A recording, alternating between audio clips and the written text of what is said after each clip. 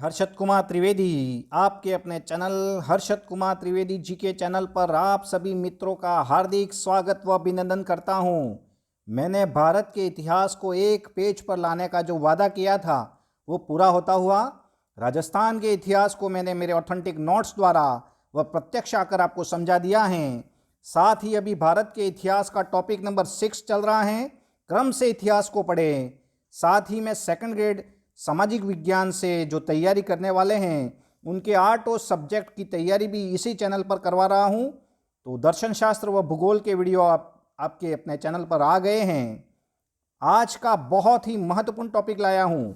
भारत के इतिहास का टॉपिक नंबर 6 है बौद्ध धर्म व जैन धर्म। बहुत ही महत्वपूर्ण टॉपिक। तो शुरू करें हम। अगर आप नए हो तो चैनल को ज़रूर सब्सक्राइब करें, लाइक करें, शेयर करें, अधिक से अधिक ग्रुपों में शेयर ज़रूर करें। तो ये देखिए आपका बहुत ही महत्वपूर्ण टॉपिक है आज का, बौद्ध धर्म व जैन धर्म के बारे में हम देखेंगे। बौद्ध धर्म का उदय जो हुआ था वो 6ठी शताब्दी में मध्य गंगा घाटी। याद रखें आप, बहुत महत्वपूर्ण बात आपके लिए लाया हूं। ये देखिए बौद्ध धर्म व जैन धर्म के बारे में बहुत महत्वपूर्ण जानकारी। बौद्ध धर्म के बारे में हम देखें, प्रवर्तक कौन है? बुद्ध हैं। सिद्धार्थ का नाम सुना होगा। गौतम बुद्ध इन्हीं को कहते हैं। इन्हीं को शाक्य मुनि के नाम से जानते हैं, तथागत के नाम से जानते हैं। यही बौद्ध धर्म के संस्थापक हैं। बुद्ध, सिद्धार्थ, गौतम बुद्ध और शाक्य मुनि, इन्हीं को तथागत के नाम से जान रहे हैं। बहुत महत्वपूर्ण बात, जन्म हुआ है 563 बीसी लुम्बिनी में, नेपाल में उनका जन्म हुआ था। और निर्वाण उनका जो हुआ है कुशीनगर में, देवलिया यूपी में, हिरण्यवयी नदी के किनारे उनका जो निर्वाण हुआ था 483 बीसी यानी 483 ईसा पूर्व में। बहुत ही महत्वपूर्ण ये वीडियो है। तो बौद्ध धर्म के संस्थापक महात्मा बुद्ध के बारे में हम देखें। ये देखिए महात्मा बुद्ध आपके लिए बहुत महत्वपूर्ण वीडियो है। महात्मा बुद्ध को आपके सामने लाया हूं मैं। बौद्ध धर्म के संस्थापक यही हैं, महात्मा बुद्ध। तो ज़रूर देखें, अधिक से अधिक लोगों को ज़रूर शेयर करें, इस वीडियो को सब्सक्राइब करें नए हो तो बहुत महत्वपूर्ण ये वीडियो है आपके लिए। तो इनके पिताजी का नाम याद रखें, शूद्रोधन है। माता का नाम महामाया, पत्नी है यशोधरा। ऑथेंटिक नोट्स आपके लिए। 29 वर्ष की उम्र में गृह त्याग किया है उन्होंने।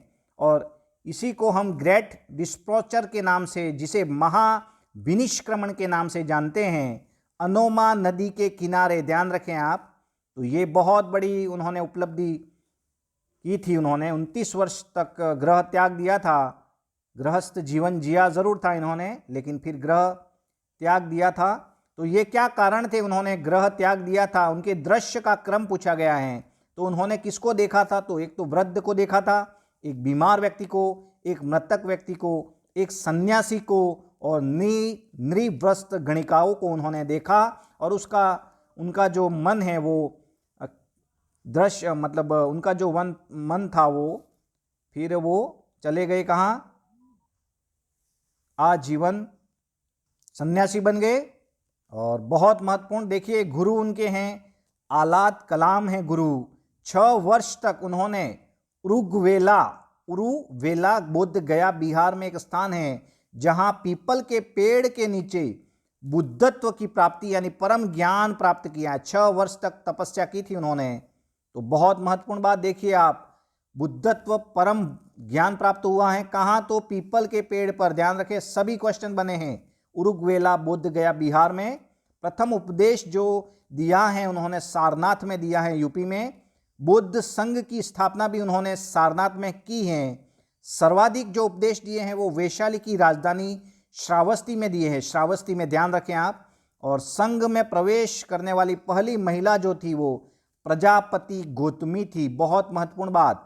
आगे देखिए, बौद्ध धर्म का पवित्र साहित्य का नाम क्या है? साहित्य का नाम तो त्रिपिटक ग्रंथ हैं। बौद्ध धर्म का सेंट पॉल किसे कहते हैं? नागार्जुन को कहा जाता है। तो और देखिए महत्वपूर्ण बात, देखिए यहाँ से क्वेश्चन बन रहे हैं। 4 बौद्ध संगतियाँ जो हुई हैं, 4 बौद्ध संगतियाँ जो बड़ी बड़ी हुई थी, उसमें सबसे प्रथम राजगृह में हुई थी 483 ईसा पूर्व में हुई थी और उस समय शासक कौन थे? अज्ञात शत्रु थे। महाकश्यप को वहां का अध्यक्ष बनाया गया था प्रथम बौद्ध संगति का, और उसी समय सुप्त पिटक व विनय पिटक की स्थापना हुई थी। उसी प्रकार हम देखें द्वितीय बौद्ध संगति वैशाली में हुई थी, और वैशाली में समय याद रखें 383 ईसा पूर्व में कालाशोक वहाँ के राजा थे, कालाशोक, और सर्वकामिनी थेरवाद वहाँ की स्थापना हुई थी। सर्वावीर महासंगिनी 2 भागों में विभक्त हुआ था ये बौद्ध धर्म।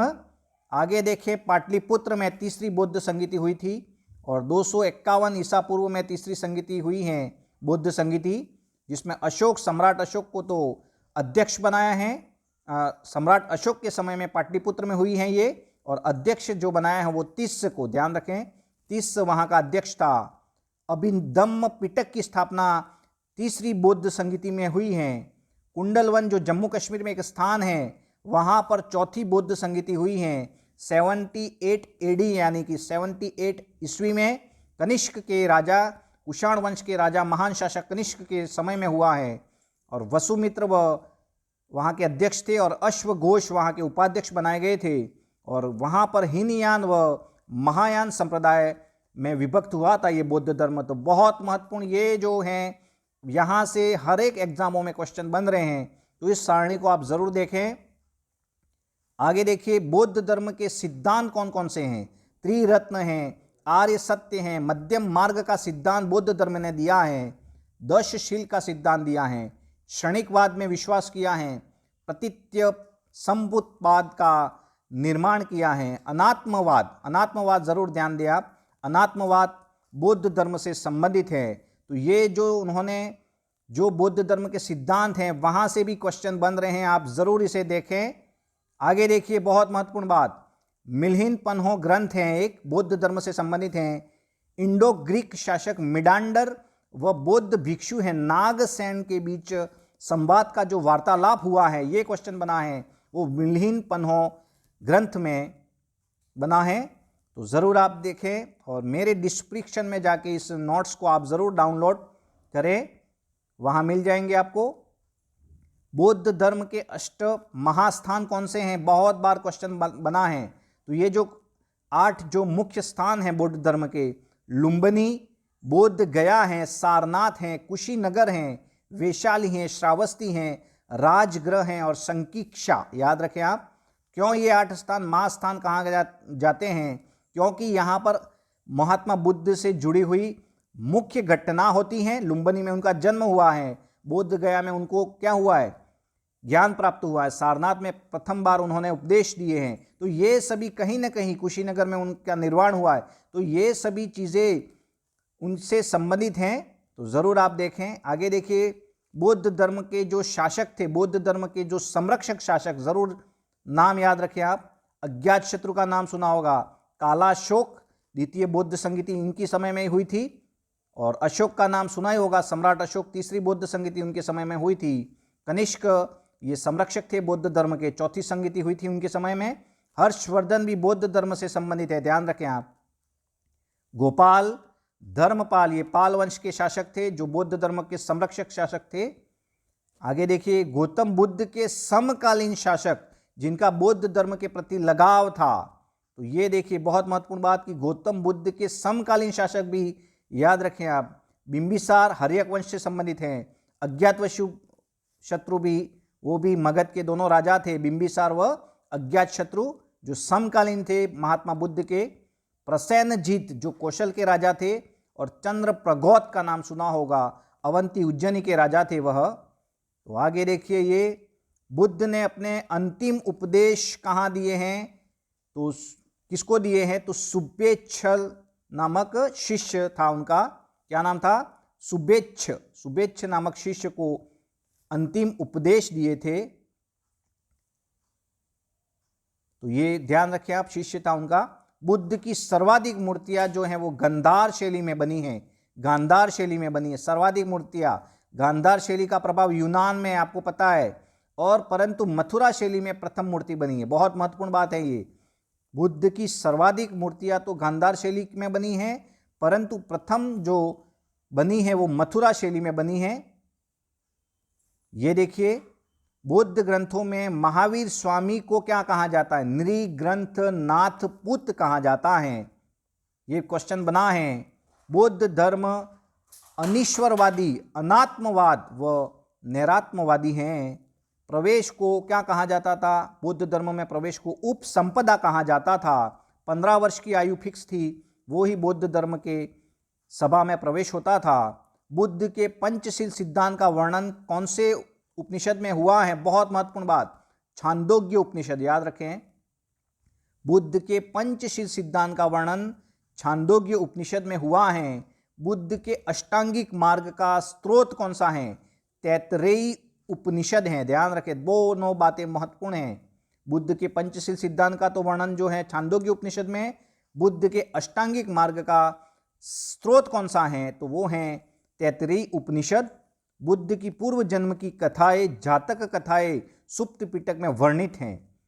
तो बौद्ध धर्म की जो पूर्व की जन्म की जो कथाएं हैं, जातक कथाएं के नाम से जानते हैं, सुप्त पिटक, वो कहाँ वर्णित है? सुप्त पिटक में। हीनयान जो बौद्ध धर्म का एक अंग था, हीनयान याद रखें, परिवर्तन नहीं करते ये लोग, जो हीनयान को मानते हैं वो परिवर्तन नहीं करते हैं। मूर्ति पूजा व भक्ति विश्वास नहीं है उनका। उनका जो प्रमुख पुस्तक है अहर्त है, अहर्त याद रखें हीनयान की, और उनके भी 2 भाग हो गए बाद में, विभाषिक और सौत्रांतिक। सुप्त पिटक का भाग है सौत्रांतिक। तो ये बहुत महत्वपूर्ण बात है। हीनयान परिवर्तन नहीं चाहते हैं, मूर्ति पूजा व भक्ति में विश्वास नहीं रखते हैं। अहर्त हीनयान से संबंधित हैं। इसके 2 भाग, विभाषिक व सौत्रांतिक। आगे उसी का एक भाग था महायान, ध्यान रखें, महायान, और स्थापना नागार्जुन ने की है महायान। मूर्ति पूजा के समर्थक थे। 2 भाग ये भी बढ़ गए थे, शून्यवाद और एक है विज्ञानवाद। तो ध्यान रखें, महायान यानी आदर्श, उनका जो पुस्तक था यानी आदर्श जो वाक्य है वो बोधिसत्व है, बोधितत्व है, बोधिसत्व, ये महायान से संबंधित हैं। अहर्त जो है वो हीनयान से संबंधित हैं। 5वीं सदी में क्या हुआ था? तो बौद्ध न्याय दर्शन का प्रतिपादन जो किया था वो डिंड नाग द्वारा किया गया था। मध्यकालीन न्याय का जनक किसे कहा जाता है? डिंड नाग को कहा जाता है। तो 5वीं सदी में बौद्ध न्याय दर्शन का प्रतिपादन किया है डिंड नाग ने, और मध्यकालीन न्याय का जनक भी डिंड नाग को कहा जाता है। ये सभी क्वेश्चन बने हैं।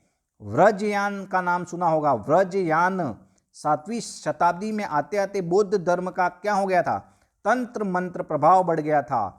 तो इसी को हम व्रजयान के नाम से जानते हैं। 7वीं शताब्दी में आते आते बौद्ध धर्म का तंत्र मंत्र प्रभाव बन गया था, जिसे व्रजयान के नाम से जानते हैं। और यहाँ की देवी जो थी वो तारा थी, तारा। गौतम बुद्ध ने 5 स्कंदों का योग बताया है। गौतम बुद्ध ने 5 स्कंदों का योग बताया है, जिसमें रूप है, वेदना है, संज्ञा है, संस्कार हैं और विज्ञान है, जिसे उन्होंने अनात्मवाद के नाम से किया है। गौतम बुद्ध ने 5 स्कंदों का योग, जिसमें रूप, वेदना, संज्ञा, संस्कार और विज्ञान का नाम बताया है, ध्यान रखें, अनात्मवाद। और कर्म व पुनर्जन्म में विश्वास किया है बौद्ध धर्म ने, कर्म व पुनर्जन्म में विश्वास किया है। यज्ञ व कर्म कांडों का विरोध किया है, बहुत महत्वपूर्ण बात, यज्ञ व कर्म कांडों का विरोध किया है। क्यों किया होगा? क्योंकि अगर आपने मेरे पहले वीडियो देखे हैं तो ज़रूर आपको समझ में आई होगी बातें। हमारे यहाँ पर वर्ण 4 थे, ब्राह्मण, क्षत्रिय, वैश्य और शूद्र, और शूद्रों के प्रति व्यवहार कमज़ोर होता जाता था, तो जिसके कारण, और बाद में यज्ञ का जो आयोजन पहले जो होता था वो तो यज्ञ का आयोजन बहुत अच्छा होता था, लेकिन बाद में पशु बलि बढ़ गई थी, जिसके कारण महात्मा गौतम बुद्ध ने क्या किया था? यज्ञ व कर्मकांड का विरोध किया था। तो यही बौद्ध धर्म जो है वो यज्ञ व कर्मकांडों का विरोध करता है, जबकि कर्म है वो पुनर्जन्म में तो विश्वास करता है। बौद्ध धर्म का विरोधी शासक कौन है? बहुत महत्वपूर्ण बात। तो ये शासकों के नाम याद रखें, शशांक हैं, मिहिरकुल, कुतुबुद्दीन बख्तियार काकी का नाम सुना होगा आपने। तो ये तीनों शासक बौद्ध धर्म के विरोधी शासक हैं। तो बौद्ध की बहुत सारी मूर्तियां इन्होंने तुड़वाई थी। तो ये बौद्ध धर्म था।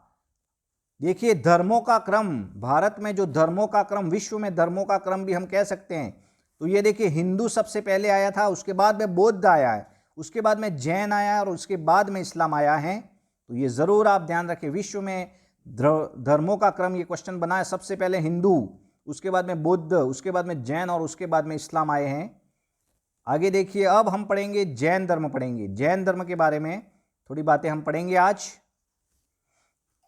जैन धर्म कुल 24 तीर्थकर हुए हैं, आपको पता है 24 तीर्थकर हुए हैं। प्रथम कौन से हैं तो ऋषभदेव, और ऋषभदेव को ही आदिनाथ के नाम से जानते हैं। 23वें थे पार्श्वनाथ, 24वें अंतिम वो थे महावीर स्वामी, का नाम सुना होगा। और यही महावीर स्वामी जैन धर्म के लिए बहुत ही महत्वपूर्ण थे।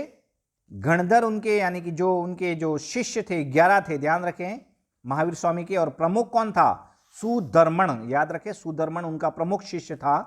तो महावीर स्वामी के बारे में हम पढ़ें तो महावीर स्वामी का जन्म 540 ईसा पूर्व में वैशाली में हुआ है, कुंडग्राम बिहार में। ध्यान रखें वैशाली कुंडग्राम बिहार में जन्म हुआ है। मृत्यु 468 ईसा पूर्व, निर्वाण उनका जो हुआ है वो पावापुरी बिहार में हुआ है। पिताजी उनके थे सिद्धार्थ, ध्यान रखें कंफ्यूज करता है, पिताजी सिद्धार्थ हैं जबकि वहां गौतम बुद्ध का नाम सिद्धार्थ है। यहां पर महावीर स्वामी के पिताजी का नाम सिद्धार्थ है। कुल वंश हैं, उनका वंश ज्ञातक वंश है, ज्ञातक वंश। माता है त्रिशला विदेह दत्ता के नाम से जाना जाता है। पत्नी उनकी थी यशोदा, यशोदा। पुत्री हैं अर्णोज्या, अर्णोज्या को प्रिय दर्शिना के नाम से भी जानते हैं। 12 वर्ष तपस्या किए उन्होंने, घर छोड़ा। 30 वर्ष की आयु में उन्होंने घर छोड़ दिया था। 12 वर्ष तपस्या की, 42वें वर्ष में उन्होंने बिहार के जाम्बिग्य गांव हैं वहां पर रिज्जू पालिका नदी के किनारे साल या शालू वृक्ष पर ज्ञान प्राप्त हुआ है, ज्ञान प्राप्त हुआ है, केवल्य की प्राप्ति हुई है, जिसे क्या कहते हैं केवल्य, ज्ञान प्राप्त हुआ है जिसे केवल्य के नाम से जानते हैं। प्रथम उपदेश उन्होंने पावापुरी बिहार में दिया है जहां उन्हें निर्वाण मिला था। पंच महाव्रत की शिक्षा दी है, नग्न रहने पर बल दिया है महावीर स्वामी ने। आरंभिक शिक्षा जो थी वो प्राकृत भाषा में थी। पवित्र साहित्य उनका आगम है, याद रखें जैन धर्म का पवित्र साहित्य आगम है। अर्ध मागधी भाषा में लिखा गया है, अर्ध मागधी भाषा। जैन धर्म के सिद्धांत जरूर याद रखें। पंच महाव्रत का सिद्धांत में उन्होंने कहा है अहिंसा, सत्य, अस्तेय, अपरिग्रह और ब्रह्मचर्य, ये बातें कही हैं। पंच महाव्रत का सिद्धांत दिया है, अहिंसा, सत्य, अस्तेय, अपरिग्रह और ब्रह्मचर्य। इसका अर्थ तो आपको पता ही है। आगे देखिए, अनाकांतवाद या स्यायवाद, सप्तभंगियन, ये भी जैन धर्म से संबंधित है। अनेकांतवाद याद रखें।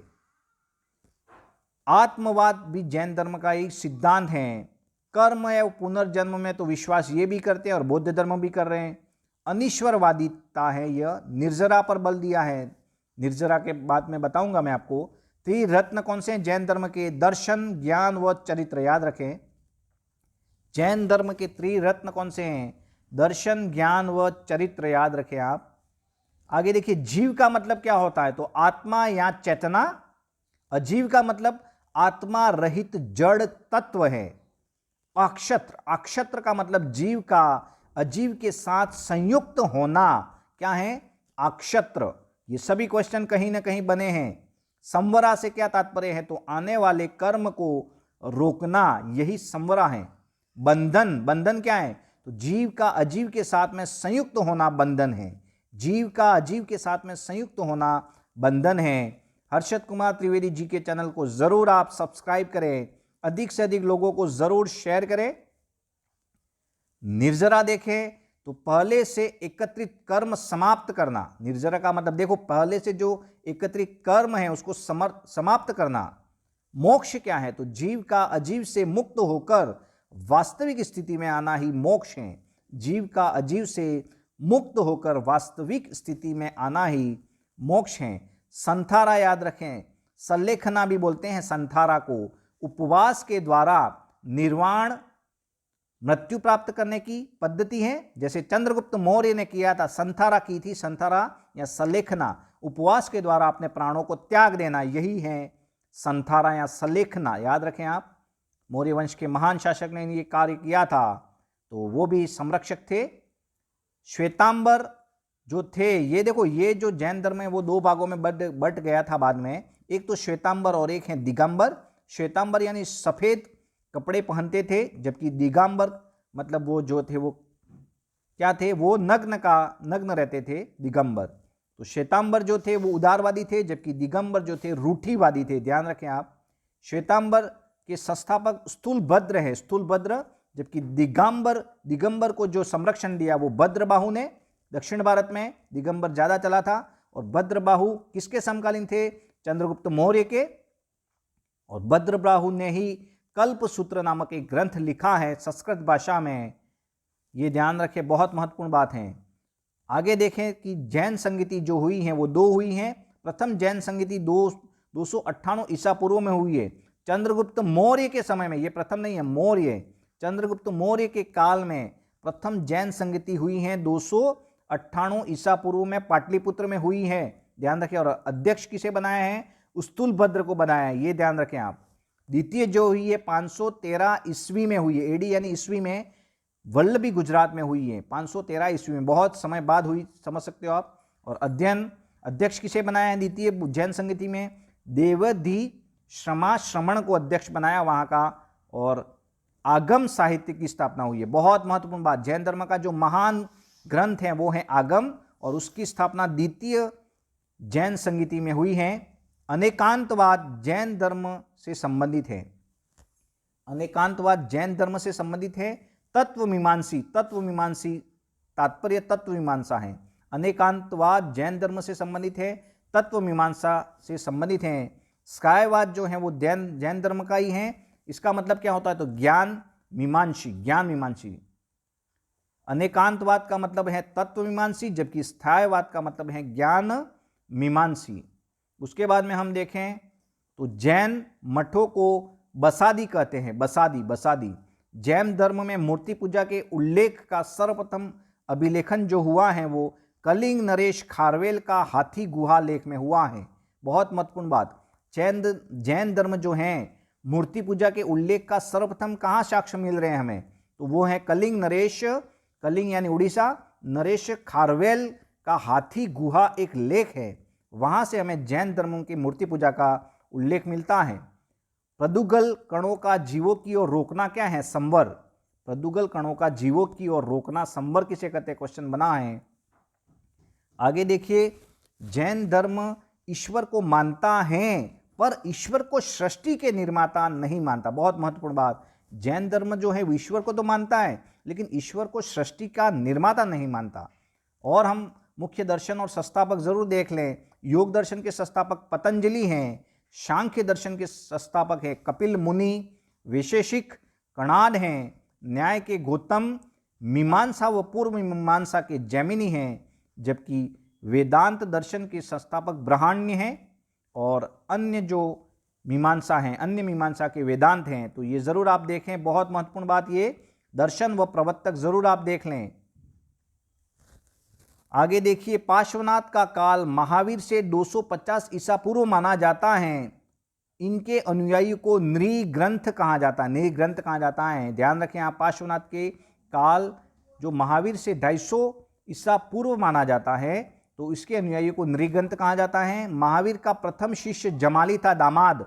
महावीर का प्रथम शिष्य जमाली है और उसे दामाद है, उनका ही दामाद था। और देखें तो राष्ट्रकूट शासकों के शासनकाल में दक्षिण भारत में जैन धर्म का काफी प्रचार हुआ है।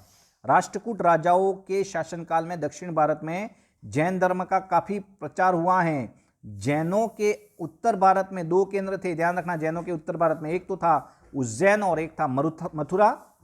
वैदिक मंत्रों यानी ऋग्वेद में केवल 2 तीर्थंकरों का उल्लेख हुआ है। एक तो ऋषभदेव है जो प्रथम आदिनाथ के नाम से जानते हैं, और दूसरे हैं अरिष्टनेमी, 23वें थे ये।